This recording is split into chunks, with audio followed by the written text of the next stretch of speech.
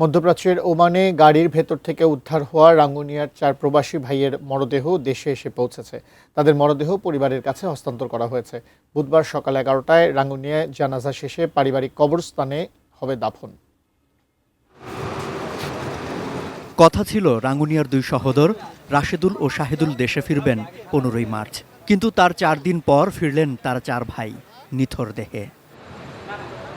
তাদের বহনকারী বাংলাদেশ বিমানের ফ্লাইটটি হজরত শাহজালাল আন্তর্জাতিক বিমানবন্দরে পৌঁছায় রাত 9টার আগে।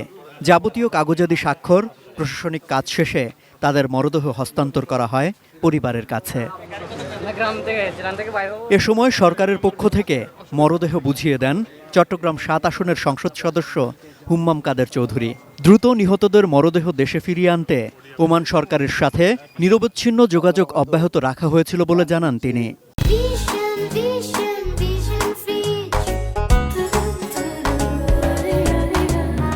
বেশিরভাগ সময় এই ধরনের ঘটনায় মরদেহ বাংলাদেশে আনতে আনতে বেশ কিছুদিন পার হয়ে যায়।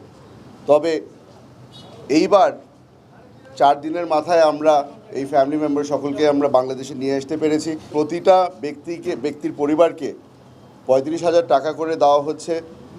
ট্রাভেল কস্টটা দেওয়া হচ্ছে যেন আমরা এই লাশ নিয়ে যেতে পারি রাঙ্গুনিয়াতে। ভাইয়েদের মরদেহ দ্রুত দেশে ফিরিয়ে আনায় সংশ্লিষ্টদের প্রতি কৃতজ্ঞতা জানান নিহতদের ফুফাতো ভাই। তো আমি বিশেষভাবে ধন্যবাদ জানাচ্ছি বাংলাদেশের প্রবাসী কল্যাণ মন্ত্রণালয়কে, ঢাকা বিমানবন্দরের কার্গো সার্ভিস কর্তৃপক্ষকে এবং ওমান বাংলাদেশ এম্বাসি সহ বাংলাদেশ কমিউনিটির নেতৃবৃন্দকে, যারা আমাদেরকে সার্বিক সহযোগিতা করেছেন এই আপন মৃত 4 ভাইয়ের লাশ দেশে আনতে। বুধবার রাঙ্গুনিয়ায় জানাজা শেষে পারিবারিক কবরস্থানে হবে তাদের দাফন।